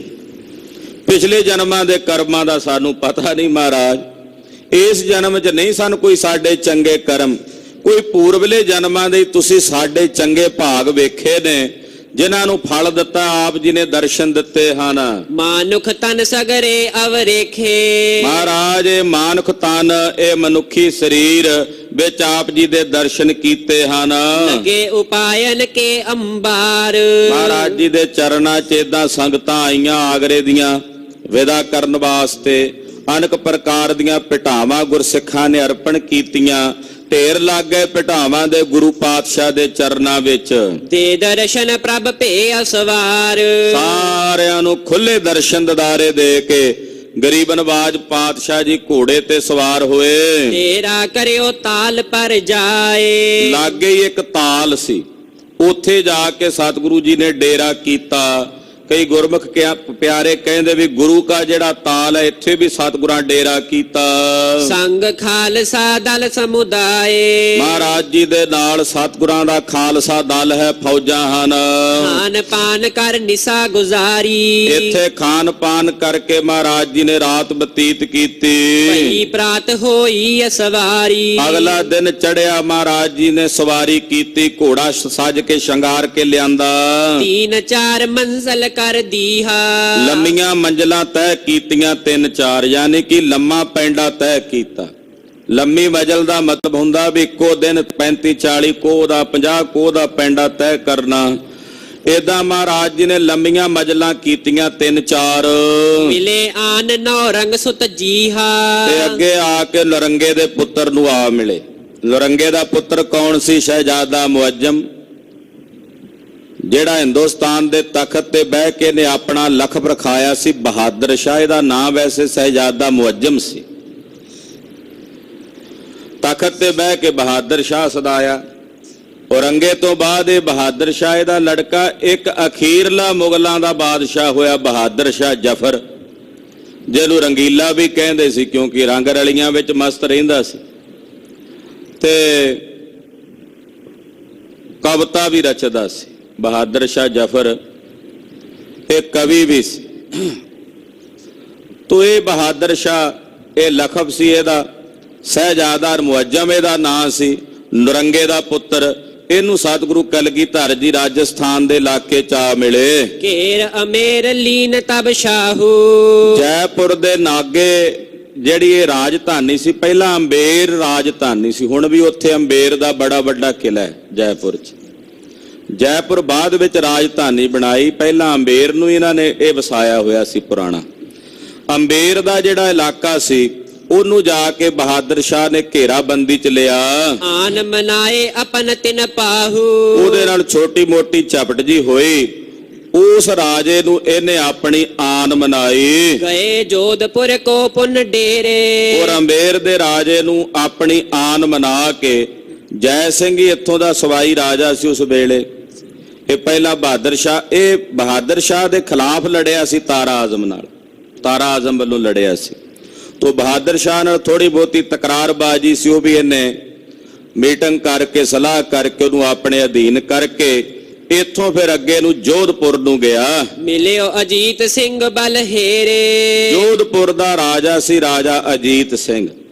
ਉਹਨੇ ਜਦੋਂ ਬਹਾਦਰ ਸ਼ਾਹ ਦਾ ਬਲ ਵੇਖਿਆ, ਅਜੀਤ ਸਿੰਘ ਨੂੰ ਮਹਾਰਾਜ ਕਲਗੀਧਰ ਜੀ ਨੇ ਬਖਸ਼ਿਸ਼ ਕੀਤੀ ਸੀ, ਆਪਣੀ ਕਮਾਨ ਇਹਨੂੰ ਬਖਸ਼ੀ ਸੀ ਮਹਾਰਾਜ ਜੀ ਨੇ ਅਜੀਤ ਸਿੰਘ ਨੂੰ। ਜਦੋਂ ਰਾਜਾ ਬਹਾਦਰ ਸ਼ਾਹ ਉੱਥੇ ਪਹੁੰਚਿਆ ਬਾਦਸ਼ਾਹ, ਤਾਂ ਇਹਨੇ ਆ ਕੇ ਉਹਦੀ ਅਧੀਨਗੀ ਮੰਨ ਲਈ। ਹੁਤੋ ਸੰਗ ਪੀ ਦਈ ਅਕੋਰ ਤੇ ਨਾਲ ਵੀ ਸੀ ਇਹ ਬਹਾਦਰ ਸ਼ਾਹ ਦੇ, ਤੇ ਇਹਨੇ ਮਹਾਰਾਜ ਬਹਾਦਰ ਸ਼ਾਹ ਨੂੰ ਆ ਕੇ ਭੇਟਾ ਅਰਪਣ ਕੀਤੀ। ਦੁਐ ਕਰ ਜੋਰ ਗਰਬ ਕੋ ਛੋਰ ਦੋਵੇਂ ਹੱਥ ਜੋੜ ਕੇ ਨੇ ਆਪਣਾ ਹੰਕਾਰ ਛੱਡਿਆ। ਚੱਲਿਓ ਸ਼ਾਹੋਲੇ ਲਸ਼ਕਰ ਭਾਰੀ ਜੋਧਪੁਰ ਦੀ ਰਿਆਸਤ ਦੇ ਉੱਤੇ ਆਪਣਾ ਹੁਕਮ ਜਾਰੀ ਕਰਕੇ ਬਾਦਸ਼ਾਹ ਬਹਾਦਰ ਸ਼ਾਹ ਇੱਥੋਂ ਅੱਗੇ ਨੂੰ ਉਹਦੇ ਪੁਰਾਦਕ ਨੂੰ ਚਲਾ ਗਿਆ। ਮੇੜ ਤੇਸ਼ ਮਿਲ ਪਰਿਓ ਅਗਾਰੀ ਫੇਰ ਅੱਗੇ ਮੇੜ ਤੇਸ਼ ਦਾ ਜਿਹੜਾ ਇਲਾਕਾ ਹੈ ਮੇਰਤਾ ਦਾ, ਜੋਧਪੁਰ ਤੋਂ ਅੱਗੇ ਬੀਕਾਨੇਰ ਦੇ ਵਿਚਾਲੇ ਜਿਹੜਾ ਰਾਹ, ਜੋਧਪੁਰ ਤੇ ਬੀਕਾਨੇਰ ਦੇ ਵਿਚਾਲ ਦਾ ਜਿਹੜਾ ਰਾਹ ਆ ਉਹਨੂੰ ਮੇਵਾੜ ਕਹਿ ਦਿੰਦੇ ਹਨ। ਤੋ ਮੇਵਾੜ ਦੇ ਇਲਾਕੇ ਦੇ ਵਿੱਚ ਵੀ ਇਹਨੇ ਆਪਣਾ ਸ਼ਾਸਨ ਕਾਇਮ ਕੀਤਾ। ਬਹੁਰ ਚਿਤੌੜ ਦਿਸ਼ਾ ਚੜ ਚਾਲਾ ਉੱਥੋਂ ਫਿਰ ਚਿਤੌੜਗੜ੍ਹ ਨੂੰ ਚੱਲ ਪਿਆ। ਚਿਤੌੜਗੜ੍ਹ ਦਾ ਕਿਲਾ ਬੜਾ ਵੱਡਾ ਕਿਲਾ ਹੈ, ਵਿਸ਼ਾਲ ਕਿਲਾ ਹੈ। ਇਹਦਾ ਪੂਰਵਜ ਬਾਦਸ਼ਾਹ ਅਕਬਰ ਉਹਨੂੰ ਤੋੜਨ ਵਾਸਤੇ ਕਈ ਸਾਲ ਉੱਥੇ ਖਪਦਾ ਰਿਹਾ। ਖੈਰ ਇਹ ਚੱਲ ਕੇ ਬਹਾਦਰ ਸ਼ਾਹ ਚਿਤੌੜਗੜ੍ਹ ਦੇ ਕਿਲੇ ਕੋਲ ਆਇਆ। ਪਰੀ ਧਾਕ ਤਿਸ ਦੇਸ਼ ਵਿਸਾਲਾ ਇਸ ਸਾਰੇ ਦੇਸ਼ ਵਿੱਚ ਇਹਦੀ ਧਾਕ ਪੈ ਗਈ ਵੀ ਬਾਦਸ਼ਾਹ ਬਹਾਦਰ ਸ਼ਾਹ ਆਇਆ। ਲੱਖਾਂ ਫੌਜਾਂ ਉਹਦੇ ਨਾਲ ਨੇ, ਬੜਾ ਵੱਡਾ ਜ਼ਖੀਰਾ ਹੈ ਸ਼ਸਤਰਾਂ ਤੇ ਅਸਤਰਾਂ ਦਾ ਉਹਦੇ ਨਾਲ। ਰਾਣੇ ਅਰ ਰਾਜੇ ਰਾਜਪੂਤ ਇਸ ਇਲਾਕੇ ਦੇ ਜਿੰਨੇ ਰਾਣੇ ਜਿੰਨੇ ਰਾਜੇ ਰਾਜਪੂਤ ਸਨ, ਮਿਲੇ ਸਕਲ ਹੀ ਪਠ ਪਠ ਦੂਤ ਉਹ ਸਾਰੇ ਆਪੋ ਆਪਣੇ ਦੂਤ ਭੇਜ ਕੇ ਬਹਾਦਰ ਸ਼ਾਹ ਨੂੰ ਆ ਕੇ ਮਿਲੇ ਲੜਾਈ ਦੇ ਡਰੋਂ। ਇਹਨੂੰ ਆਪਣੇ ਦੂਤ ਭੇਜ ਕੇ ਇਹਦੇ ਨਾਲ ਸੰਧੀ ਕੀਤੀ। ਸਿੰਘ ਕੇ ਤਿਕ ਦੇਖ ਬੇਹੇਤ ਚਤੌੜ ਦਾ ਕਿਲਾ ਬੜਾ ਵੱਡਾ ਕਿਲਾ ਸੀ, ਸਿੰਘਾਂ ਨੇ ਸੁਣਿਆ ਸੀ ਕਲਗੀਧਰ ਜੀ ਵੀ ਨਾਲ ਗਏ। ਹਾਲਾਂਕਿ ਚਿਤੌੜਗੜ੍ਹ ਦੇ ਇਲਾਕੇ ਵਿੱਚ ਕੋਈ ਸਤਿਗੁਰਾਂ ਦਾ ਸਥਾਨ ਨਹੀਂ ਹੈ ਇਤਿਹਾਸਕ, ਪਰ ਸਤਿਗੁਰੂ ਜੀ ਉੱਥੇ ਗਏ ਨੇ, ਐਸਾ ਇਤਿਹਾਸ ਵਿੱਚ ਆਉਂਦਾ। ਸਿੱਖਾਂ ਦੀ ਉੱਥੇ ਆਬਾਦੀ ਨਾ ਹੋਣ ਕਾਰਨ ਤੋ ਗੁਰੂ ਘਰ ਜਿਹੜਾ ਹੈ ਉੱਥੇ ਕਿਤੇ ਪ੍ਰਗਟ ਨਹੀਂ ਹੈ ਮਹਾਰਾਜ ਜੀ ਦਾ ਸਥਾਨ ਚਿਤੌੜਗੜ੍ਹ। ਨੇੜੇ ਤੇੜੇ ਕੁਝ ਹੋਰ ਸਥਾਨ ਸਤਿਗੁਰਾਂ ਦੇ ਹਨ, ਪਰ ਇਤਿਹਾਸਕ ਸਥਾਨ ਨਹੀਂ ਹੈ। ਪਰ ਸਤਿਗੁਰੂ ਜੀ ਗਏ ਨੇ ਬਹਾਦਰ ਸ਼ਾਹ ਦੇ ਨਾਲ ਇੱਥੇ, ਤੇ ਸਿੰਘ ਚਿਤੌੜ ਦਾ ਕਿਲਾ ਵੇਖਣ ਚਲੇ ਗਏ। ਵੀ ਬੜਾ ਵੱਡਾ ਕਿਲਾ ਚਿਤੌੜ ਦਾ, ਉਹ ਵੇਖਣ ਵਾਸਤੇ ਗਏ। ਗਏ ਚਿਤੌੜ ਵਿਖੇ ਲਖ ਭੇਤ, ਚਿਤੌੜ ਦਾ ਜਾ ਕੇ ਭੇਤ ਵੇਖਣ ਲਈ ਵੀ ਕਿਲਾ ਕਿੱਦਾਂ ਦਾ ਆਕਾਰ ਹੈ। ਤ੍ਰਿਣ ਸ਼ੁਭ ਹੇਰੇ ਲਏ ਉਠਾਏ, ਉੱਥੇ ਸਿੰਘਾਂ ਵੇਖਿਆ ਵੀ ਘਾਹ ਪਿਆ ਸੀ, ਵਧੀਆ ਘਾਹ ਸੀ। ਸਿੰਘਾਂ ਨੇ ਆਖਿਆ ਚਲੋ ਘੋੜਿਆਂ ਵਾਸਤੇ ਘਾਹ ਇਕੱਠਾ ਕਰ ਲਈਏ। ਘਾਹ ਸੀ, ਬੜਾ ਵੱਡਾ ਕਿਲਾ, ਕਈ ਏਕੜ ਕਿੱਲਿਆਂ ਦੇ ਵਿੱਚ ਫੈਲਿਆ ਹੋਇਆ, ਕਈ ਏਕੜਾਂ ਵਿੱਚ ਫੈਲਿਆ ਹੋਇਆ। ਪਿਛਲੇ ਸਾਲ ਅਸੀਂ ਮਾਰਚ ਮਹੀਨੇ 'ਚ ਗਏ ਸੀ ਵੇਖਣ, ਤੇ ਬੜਾ ਵੱਡੇ ਆਕਾਰ ਦਾ ਕਿਲਾ ਹੈ। ਹੁਣ ਤਾਂ ਖੰਡਰਨੁਮਾ ਹੀ ਹੈ। ਜਿੱਡੇ ਏਡੇ ਵੱਡੇ ਕਿਲੇ ਜਿੱਥੇ ਪਤਾ ਨਹੀਂ ਕਿੰਨੇ ਕੁ ਰਾਜੇ ਰਾਜ ਕਰਕੇ ਚਲੇ ਗਏ, ਹੁਣ ਖੰਡਰ ਹੀ ਰਹਿ ਗਏ। 4 ਦਿਨ ਆਪਣੀ ਨੌਬਤ ਚਲੇ ਬਜਾਏ। ਇਹ ਕਈ ਪੁਸ਼ਤਾਂ ਦੇ ਵਿੱਚ ਇਹ ਕਿਲਾ ਬਣ ਕੇ ਤਿਆਰ ਹੋਇਆ ਸੀ। ਤੋ ਚਿਤੌੜ ਦਾ ਕਿਲਾ ਵੇਖਣ ਲਈ ਸਿੰਘ ਗਏ ਤੇ ਉੱਥੇ ਘਾਹ ਪਿਆ ਹੋਇਆ ਸੀ, ਤੇ ਘਾਹ ਸਿੰਘਾਂ ਨੇ ਜਿਹੜਾ ਉਹ ਘੋੜਿਆਂ ਵਾਸਤੇ ਇਕੱਠਾ ਕਰ ਲਿਆ। ਉਤਕੇ ਨਰ ਆਏ ਸਮੁਦਾਏ, ਜਿਹੜੇ ਉਧਰ ਦੇ ਲੋਕ ਸਨ ਉਹ ਇਕੱਠੇ ਹੋ ਕੇ ਆ ਗਏ। ਸੋ ਨਹਿ ਦੇਤ ਸਿੰਘ ਤ੍ਰਿਣ ਲੇਤ, ਸਿੰਘਾਂ ਨੇ ਘਾਹ ਇਕੱਠਾ ਕੀਤਾ ਸੀ। ਉਹ ਕਹਿੰਦੇ ਨਹੀਂ, ਅਸੀਂ ਆਪਣੀ, ਇਹ ਸਾਡਾ ਘਾਹ ਹੈ, ਅਸੀਂ ਇੱਥੋਂ ਵੱਢਦੇ ਹਾਂ ਸਾਡੇ ਜਾਨਵਰਾਂ ਪਸ਼ੂਆਂ ਲਈ। ਸਿੰਘ ਕਹਿੰਦੇ ਬਈ ਘਾਹ ਧਰਤੀ ਦਾ ਹੈ, ਇਹ ਕਿਹੜਾ ਕੋਈ ਤੁਹਾਡੀ ਨਿੱਜੀ ਫਸਲ ਹੈ ਵੀ ਜਿਹੜੀ ਤੁਸੀਂ ਵੱਢਣੀ ਹੈ। ਇਹ ਤਾਂ ਸਾਰਿਆਂ ਦਾ ਸਾਂਝਾ ਹੁੰਦਾ, ਚਰਾਂ ਦਾ। ਇੱਥੇ ਅਸੀਂ ਵੱਢ ਲਿਆ, ਹੁਣ ਸਾਡਾ। ਇਹ ਕੋਈ ਫਸਲ ਤਾਂ ਹੈ ਨਹੀਂ ਵੀ ਜਿਹੜੀ ਤੁਹਾਡੀ ਹੋਵੇ, ਵੀ ਤੁਹਾਡਾ ਹੀ ਹੱਕ ਹੈ ਇਹਦੇ ਤੇ। ਇਹ ਤਾਂ ਆਏ ਬੀਆਬਾਨ ਜਗ੍ਹਾ ਹੈ, ਤੇ ਇੱਥੇ ਘਾਹ ਉੱਗਿਆ ਹੋਇਆ, ਤੇ ਧਰਤੀ ਘਾਹ ਦਾ ਪੁੱਤਰ ਹੈ। ਧਰਤੀ, ਜੇ ਇਹ ਘਾਹ ਧਰਤੀ ਦਾ ਪੁੱਤ ਮੰਨਿਆ ਜਾਂਦਾ, ਸਾਰਿਆਂ ਦਾ ਸਾਂਝਾ ਹੁੰਦਾ। ਜੇ ਵੱਢ ਲਿਆ ਪਸ਼ੂਆਂ ਲਈ, ਘੋੜਿਆਂ ਲਈ, ਅਸੀਂ ਤਾਂ ਕੀ ਹੋ ਗਿਆ? ਉਹ ਕਹਿੰਦੇ ਨਹੀਂ, ਅਸੀਂ ਨਹੀਂ ਦੇਣਾ। ਹਾਂਜੀ, ਬਦਿਓ ਬਾਦ ਹੋਏ ਗੋਰਣ ਖੇਤ, ਸਿੰਘ ਕਹਿੰਦੇ ਜੇ ਅੜੀ ਕਰ ਦਿਓ ਫਿਰ ਅੜੀ ਨਾਲ ਤਾਂ ਅਸੀਂ ਵੀ ਨਹੀਂ ਮੰਨਦੇ, ਅਸੀਂ ਲੈ ਕੇ ਜਾਣਾ। ਉਹ ਕਹਿੰਦੇ ਅਸੀਂ ਜਾਣ ਨਹੀਂ ਦੇਣਾ ਲਿਜਾ ਕੇ। ਸਿੰਘ ਕਹਿੰਦੇ ਅਸੀਂ ਲੈ ਕੇ ਜਾਣਾ। ਚੱਲੀ ਤੁਫੰਗੈ ਦੋਹ ਦਿਸ਼ ਕੇਰੀ, ਗੱਲ ਕੀ ਵੀ ਲੜਾਈ ਵੱਧ ਗਈ। ਉਹ ਉੱਥੋਂ ਦੇ ਕੁਝ ਸਿਪਾਹੀ ਸਨ ਸ਼ਸਤਰਧਾਰੀ, ਸਿੰਘ ਵੀ ਸ਼ਸਤਰਧਾਰੀ, ਤੇ ਗੋਲੀ ਚੱਲ ਪਈ। ਦੋਹਾਂ ਪਾਸੋਂ ਸਪਰਧਾ ਵੱਧ ਗਈ। ਹਲਾ ਹਲੀ ਮਾਚੀ ਤਿਸ ਬੇਰੀ, ਇੱਕਦਮ ਹਲਾ ਚਲੀ ਮਚ ਗਈ। ਇੱਕਦਮ ਹਲਾ ਚਲੀ ਇੰਨੀ ਜ਼ਿਆਦਾ ਵੀ ਲੜਾਈ ਜ਼ਿਆਦਾ ਵੱਧ ਗਈ। ਛੁਟੇ ਤੀਰ ਗੋਰੀ ਸਮੁਦਾਏ, ਤੀਰ ਚੱਲੇ, ਗੋਲੀਆਂ ਚੱਲੀਆਂ। ਮਚਿਓ ਰੌਰ ਸੁਨ ਕੈ ਤਿਸ ਥਾਏ, ਇੱਕਦਮ ਰੌਲ, ਉੱਥੇ ਚਾਰੇ ਪਾਸੇ ਰੌਲਾ ਫੈਲ ਗਿਆ। ਮਿਲ ਰਾਜਪੂਤ ਕਨੇ ਹੋਏ ਆਏ, ਜਿਹੜੇ ਉੱਥੇ ਜਿੰਨੇ ਰਾਜਪੂਤਾਨੇ ਦੇ ਹੋਰ ਰਾਜਪੂਤ, ਉਹ ਸਾਰੇ ਆਪਣੇ ਸਾਥੀਆਂ ਦੀ ਮਦਦ ਵਾਸਤੇ ਇਕੱਠੇ ਹੋ ਕੇ ਆ ਗਏ। ਕਹਿ ਆਯੁਧ ਸਿੰਘਨ ਪਰ ਧਾਏ, ਉਹ ਹੁਣ ਸ਼ਸਤਰਧਾਰੀ ਸਨ, ਸਾਰੇ ਲੈ ਕੇ ਤਲਵਾਰਾਂ ਤੇ ਸਿੰਘਾਂ ਦੇ ਉੱਤੇ ਆਉਣ। ਸਿੰਘ ਥੋੜੇ ਸਨ, ਉਹ ਸਾਰਾ ਇਲਾਕਾ ਹੀ ਇਕੱਠਾ ਹੋ ਕੇ ਸਿੰਘਾਂ ਤੇ ਆਣ ਪਿਆ। ਇਤ ਸਤਿਗੁਰ ਸੁਨ ਕੈ ਬੜ ਰੌਰਾ, ਇਧਰ ਸਤਿਗੁਰੂ ਜੀ ਦੇ ਕੰਨੀ ਆਵਾਜ਼ ਪਈ, ਪਠਿਓ ਖਾਲਸਾ ਗਨ ਤਿਸ ਠੌਰਾ। ਮਹਾਰਾਜ ਜੀ ਨੇ ਸਿੰਘ ਭੇਜੇ ਉਹਨਾਂ ਦੀ ਮਦਦ ਵਾਸਤੇ। ਉਹ ਥੋੜੇ ਜਿਹੇ ਸਿੰਘ ਸਨ, ਉਦਾਂ ਹੀ ਵੇਖਣ ਚਲੇ ਗਏ, ਘੁੰਮਦੇ ਘੁੰਮਦੇ, ਤੇ ਲੜਾਈ ਹੋ ਗਈ ਉੱਥੇ। ਜਦੋਂ ਮਹਾਰਾਜ ਜੀ ਨੂੰ ਪਤਾ ਲੱਗਾ ਵੀ ਇਹ ਗੱਲ ਹੋਈ, ਪਾਤਸ਼ਾਹ ਨੇ ਪਿੱਛੋਂ ਹੋਰ ਸਿੰਘ ਭੇਜ ਦਿੱਤੇ ਉਹਨਾਂ ਦੀ ਮਦਦ ਲਈ। ਦੋਹੇ ਦਿਸ਼ ਮਿਲੇ ਆਨ ਗਨ ਜੋਧਾ, ਹੁਣ ਉਧਰੋਂ ਵੀ ਫੌਜਾਂ, ਇਧਰੋਂ ਵੀ ਫੌਜਾਂ, ਲੜਾਈ ਚੰਗੀ ਗਹਿ ਗੱਚ ਹੋਈ। ਦੇਖ ਜੁੱਧ ਵੱਧ ਉਪਜਿਓ ਕ੍ਰੋਧਾ, ਜੁੱਧ ਵੇਖ ਕੇ ਸਿੰਘਾਂ ਅੰਦਰ ਵੀ ਫਿਰ ਕ੍ਰੋਧ ਤੇ ਬੀਰਸ ਜਾਗ ਪਿਆ। ਤੜਾ ਪੜੀ ਤੁਪਕਨ ਕੀ ਮਾਚੀ, ਗੱਲ ਕੀ ਫਿਰ ਤਾਂ ਬੰਦੂਕਾਂ ਦੀ ਜਿਵੇਂ ਤੜਾ ਫੜੀ ਮਚਦੀ ਆ, ਉਹ ਮਚੀ। ਲਗੈ ਅੰਗ ਸ਼੍ਰੋਣਤ ਰਜ ਰਾਚੀ, ਜਿਹਨੂੰ ਵੱਜਦੀ ਆ ਉਹਦੇ ਸਰੀਰ ਚੋਂ ਖੂਨ ਦੀਆਂ ਤਤੀਰੀਆਂ ਵਹਿ ਟੁਰਦੀਆਂ ਨੇ। ਫੂਟੇ ਮੂੰਡ ਰਿਦੇ ਗਿਰ ਪਰੇ, ਕਈਆਂ ਦੇ ਸਿਰ ਖਖੜੀਆਂ ਵਾਂਗੂ ਖਿੰਡ ਗਏ, ਕਈਆਂ ਦੀਆਂ ਛਾਤੀਆਂ ਵਿੱਚੋਂ ਖੱਪੇ ਨਿਕਲ ਗਏ, ਪਸਲੀਆਂ ਟੁੱਟ ਗਈਆਂ। ਮਰ ਮਰ ਸੁਰਗ ਪਿਆਨੋ ਕਰੇ, ਕਈ ਮਰ ਮਰ ਕੇ ਸੁਰਗ ਪਿਆਨੋ ਕਰ ਗਏ। ਸਿੰਘ ਹੇਲ ਘਲ ਹੈ ਲੇਖਾ ਕਾਸ, ਸਿੰਘ ਹੱਲਾ ਕਰਕੇ ਕਹਿੰਦੇ ਇਹ ਤਾਂ ਅਸੀਂ ਘਾਹ ਨਹੀਂ ਤੁਹਾਨੂੰ ਲੈ ਕੇ ਜਾਣ ਦਿੰਦੇ। ਉਹ ਕਹਿੰਦੇ ਅਸੀਂ ਨਹੀਂ ਲਿਜਾਣ ਦੇਣਾ। ਹੁਣ ਇਹ ਵੀ ਜਿੱਦ ਬਣ ਗਈ, ਅੜੀ ਬਣ ਗਈ, ਘਾਹ ਪਿੱਛੇ ਲੜਾਈ ਹੋ ਗਈ। ਗੱਲ ਘਾਹ ਦੀ ਨਹੀਂ ਸੀ, ਹੁਣ ਗੱਲ ਅੜੀ ਦੀ ਹੋ ਗਈ ਹੈ। ਸੋਨੇ ਦੇ ਤਖਰੇ ਡਿੱਡ ਪਾਸ, ਉਹ ਲੈਣ ਨਹੀਂ ਦਿੰਦੇ ਘਾਹ, ਸਿੰਘ ਕਹਿੰਦੇ ਅਸੀਂ ਲਏ ਬਿਨਾ ਜਾਣਾ ਨਹੀਂ ਹੈ, ਵੀ ਇਹ ਵੀ ਸਾਡੀ ਅੜੀ ਹੈ। ਹਾਂਜੀ, ਜਾਮ ਏਕ ਲੋ ਜੰਗ ਮਚਾਇਓ, ਗੱਲ ਕੀ ਵੀ 3 ਘੰਟੇ ਚੰਗਾ ਗਹਿ ਗੱਚ ਜੰਗ ਚੱਲਿਆ, ਪੁੰਜ ਤੁਫੰਗਨ ਸ਼ਬਦ ਉਠਾਇਓ, ਤੇ ਬੰਦੂਕਾਂ ਦੀਆਂ ਗੋਲੀਆਂ ਦਾ ਨਾਦ ਗੂੰਜਿਆ। ਤਬ ਸਿੰਘਨ ਰੋਪਿਓ ਪਗ ਆਗੇ, ਸਿੰਘਾਂ ਨੇ ਫਿਰ ਪੈਰ ਰੋਪੇ ਤੇ ਅੱਗੇ ਵਧੇ, ਬ੍ਰਿੰਦ ਪਲੀਤੇ ਇਕੱਠੇ ਦਾਗੇ, ਇਕੱਠੇ ਪਲੀਤੇ ਤੁਖਾ ਦਿੱਤੇ ਬੰਦੂਕਾਂ ਦੇ, ਲਗੀ ਕੇ ਤਿਕ ਸ਼ਤਰੁਨ ਕੇ ਗੋਰੀ, ਕਈਆਂ ਸ਼ਤਰੂਆਂ ਦੇ ਜਾ ਕੇ ਗੋਲੀਆਂ ਵੱਜੀਆਂ, ਦੜ ਦੜ ਗਿਰੇ ਦੇਹ ਗਨ ਫੋਰੀ, ਤੜ ਫੜ ਕਰਕੇ ਕਹਿੰਦੇ ਡਿੱਗਣ ਲੱਗੇ ਭੁੰਜਿਆਂ ਜ਼ਮੀਨ ਤੇ। ਦੇਖ ਤਰਾਸ ਕਰ ਭਾਗ ਸਿਧਾਏ, ਜਦੋਂ ਸਿੰਘਾਂ ਦਾ ਇਹ ਹੱਲਾ ਵੇਖਿਆ ਤੇ ਹੁਣ ਉਹ ਕਿੱਥੇ ਖਲੋਣ ਅੱਗੇ, ਕਹਿੰਦੇ ਅੱਗੇ ਲੱਗ ਕੇ ਦੌੜ ਪਏ। ਸਿੰਘ ਉਠਾਏ ਘਾਸ ਗਨ ਲਿਆਏ, ਸਿੰਘਾਂ ਨੇ ਉਹ ਜਿੰਨੀਆਂ ਘਾਹ ਦੀਆਂ ਪੰਡਾਂ ਸੀ ਚੁੱਕ ਕੇ ਅਕਾਲ ਹੀ ਅਕਾਲ ਕਰਦਿਆਂ ਜੰਗ ਜਿੱਤ ਕੇ ਵਾਪਸ ਆ ਗਏ। ਇਸ ਜੰਗ ਦੇ ਦੌਰਾਨ ਮਹਾਰਾਜ ਜੀ ਦਾ ਇੱਕ ਪਾਲਕ ਪੁੱਤਰ ਸੀ, ਉਹਦਾ ਨਾਂ ਵੀ ਸੀ ਭਾਈ ਜੋਰਾਵਰ ਸਿੰਘ, ਉਹ ਸ਼ਹੀਦ ਹੋਇਆ ਇੱਥੇ। ਇਹ ਜੋਰਾਵਰ ਸਿੰਘ ਮਹਾਰਾਜ ਜੀ ਨੇ ਨਾਂ ਰੱਖਿਆ ਸੀ। ਛੋਟੇ ਹੁੰਦਿਆਂ ਸਾਹਿਬਜ਼ਾਦਿਆਂ ਦੇ ਨਾਲ ਇਹ ਘੁਲ ਰਿਹਾ ਸੀ, ਤੇ ਕਹਿਣ ਲੱਗੇ ਜੀ ਜੋਰਾਵਰ ਸਿੰਘ ਬਾਬਾ ਜੀ ਸਾਹਿਬਜ਼ਾਦਾ ਜੀ ਜਿੱਤ ਗਏ ਨੇ, ਤੇ ਕਲਗੀਧਰ ਕਹਿੰਦੇ ਇਹ ਕਿਹੜਾ ਬਗਾਨਾ ਹੈ, ਵੀ ਤਾਂ ਮੇਰਾ ਜੋਰਾਵਰ ਸਿੰਘ ਹੈ। ਤੋ ਇਹਨਾਂ ਦਾ ਨਾਮ ਵੀ ਜੋਰਾਵਰ ਸਿੰਘ। ਉੱਥੇ ਚਿਤੌੜ ਦੇ ਕਿਲੇ ਵਿੱਚ ਹੀ ਉਸ ਹੱਥਾਪਾਈ ਦੇ ਦੌਰਾਨ ਇਸ ਗੁਰਸਿੱਖ ਦੀ ਸ਼ਹੀਦੀ ਹੋਈ ਹੈ। ਕਲਗੀਧਰ ਪਾਤਸ਼ਾਹ ਜੀ ਮਹਾਰਾਜ ਜੀ ਨੇ ਇਹਨੂੰ ਆਪਣੇ ਪੁੱਤਰ ਦਾ ਖਿਤਾਬ ਦਿੱਤਾ ਸੀ, ਵੀ ਇਹ ਵੀ ਤਾਂ ਮੇਰਾ ਜੋਰਾਵਰ ਸਿੰਘ ਹੀ ਹੈ, ਮੇਰਾ ਪੁੱਤਰ ਹੀ ਹੈ ਨਾ। ਤੋ ਕੁਝ ਸਿੰਘ ਜ਼ਖਮੀ ਵੀ ਹੋਏ, ਪਰ ਉਧਰ ਦੂਜੇ ਪਾਸੇ ਜਿਹੜੇ ਦੁਸ਼ਮਣਾਂ ਦੇ ਦਲ ਵਿੱਚੋਂ ਕਈ ਬੰਦੇ ਮਰ ਗਏ, ਕਈ ਜ਼ਖਮੀ ਹੋ ਗਏ।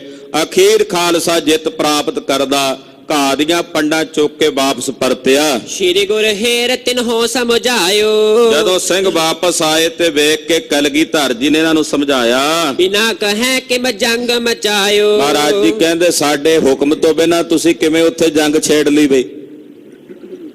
ਹੁਕਮ ਤੋਂ ਬਿਨਾਂ ਜੰਗ ਛੇੜੀ ਆ ਨਾ, ਵੀ ਤੁਸੀਂ ਸਾਡੀ ਆਗਿਆ ਨਹੀਂ ਲਈ, ਅਸੀਂ ਨਾਲ ਸੀ ਤੁਹਾਡੇ, ਕੱਲੇ ਹੁੰਦੇ ਆਪ ਫੈਸਲਾ ਲੈ ਲੈਂਦੇ, ਪਰ ਜੇ ਅਸੀਂ ਨਾਲ ਆ ਤੇ ਫਿਰ ਤੁਹਾਡਾ ਹੱਕ ਬਣਦਾ ਸੀ ਸਾਡੇ ਤਾਈਂ ਪਹਿਲਾਂ ਖਬਰ ਭੇਜਣੀ, ਮਹਾਰਾਜ ਉੱਥੇ ਆ ਮਸਲਾ ਹੋ ਗਿਆ, ਤੁਸੀਂ ਆਪ ਹੀ ਸਾਡੀ ਆਗਿਆ ਤੋਂ ਬਿਨਾਂ ਜੰਗ ਕਿਉਂ ਛੇੜਿਆ?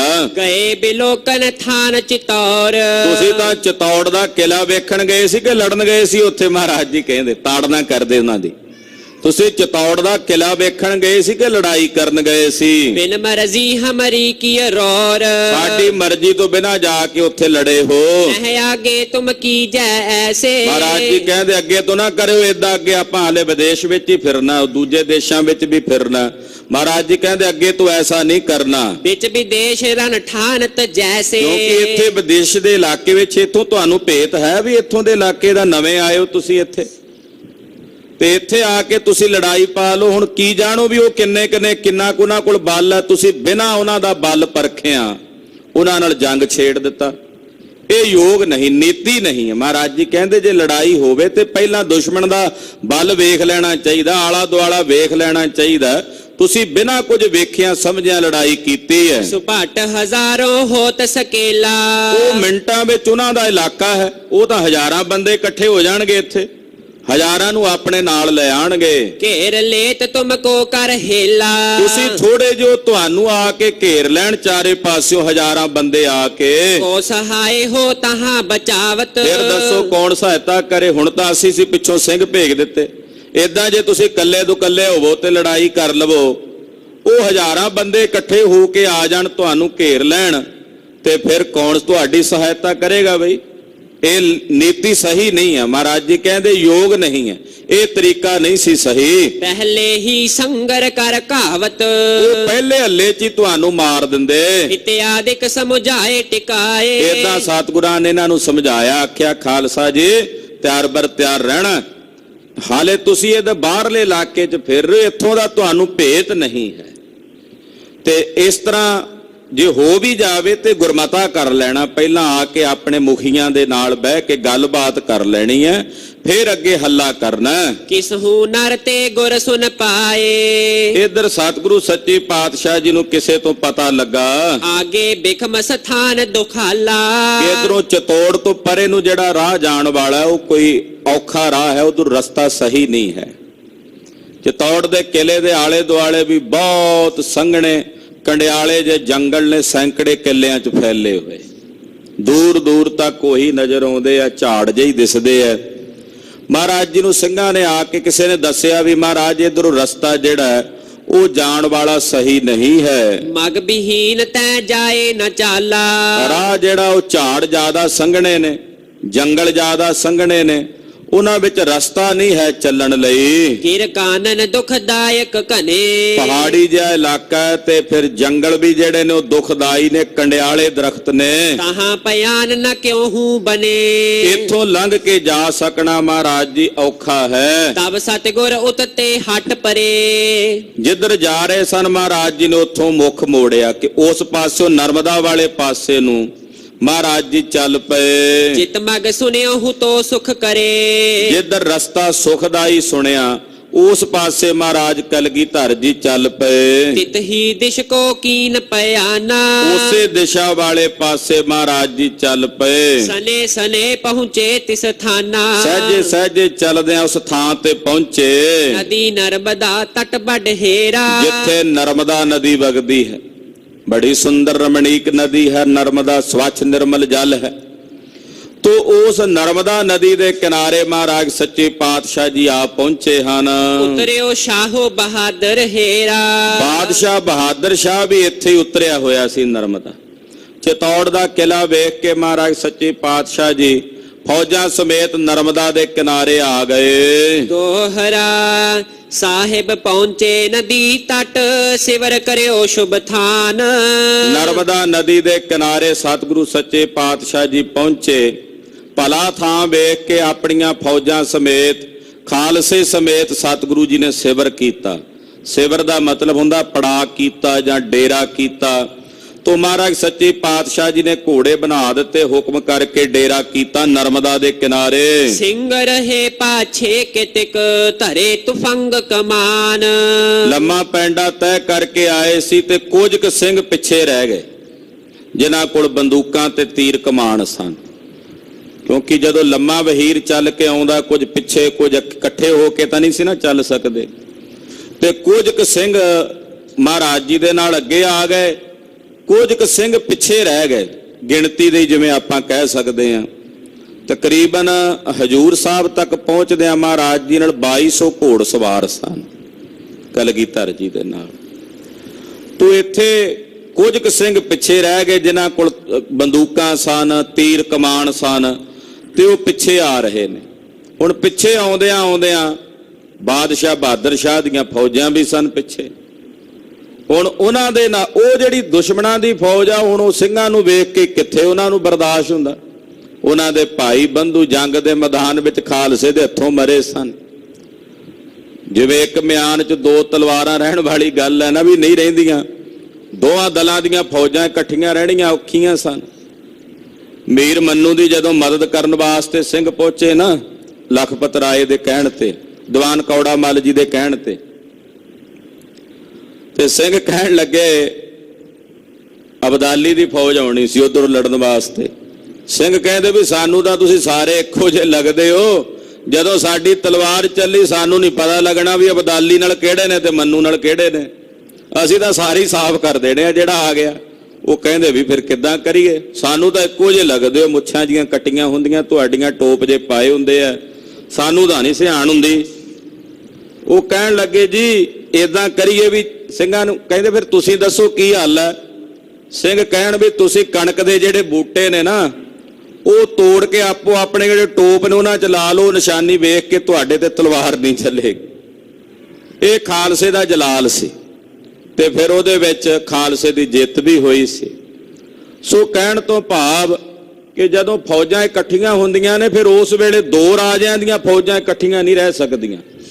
ਉਦੋਂ ਕੋਈ ਨਾ ਕੋਈ ਮਾਰ ਬਕਾਰਾ ਕਿਤੇ ਨਾ ਕਿਤੇ ਹੋ ਹੀ ਜਾਂਦਾ ਹੈ।